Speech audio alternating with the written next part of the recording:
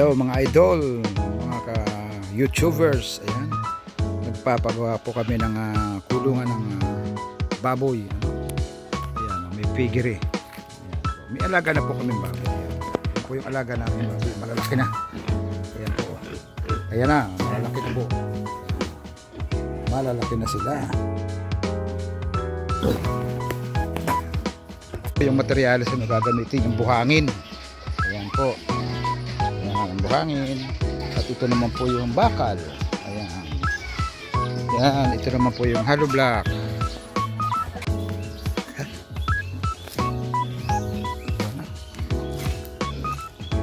Nabubuo na.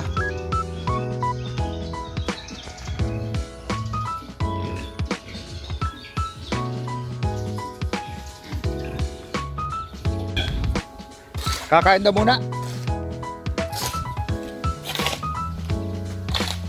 Ayan, may itsura na ang kulungan ng baboy.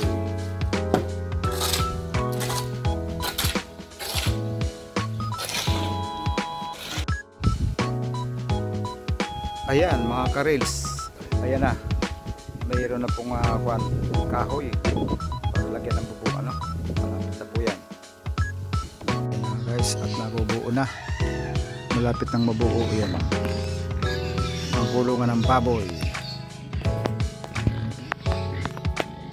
Bukas siguro flooring na yan.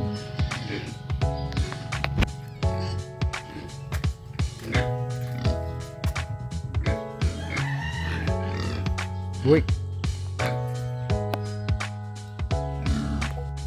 Yan mga guys, at ayan na, lalagyan na po yan bubong. Lagyan na ng palatpat yan, ang pamakuan.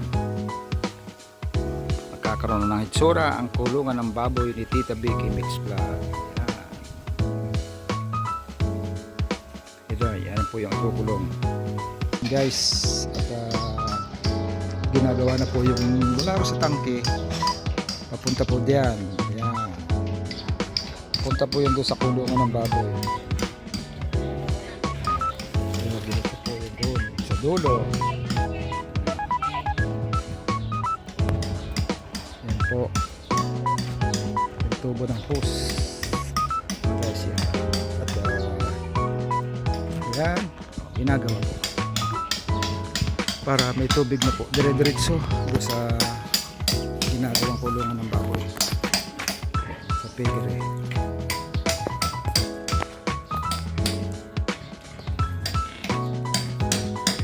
Ayun na po yung baboy.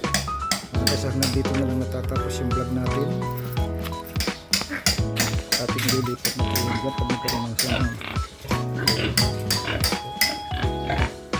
mga baboy sabi ko vlog. Guys, salamat po sa inyong panonood sa ating video. Thank you so much.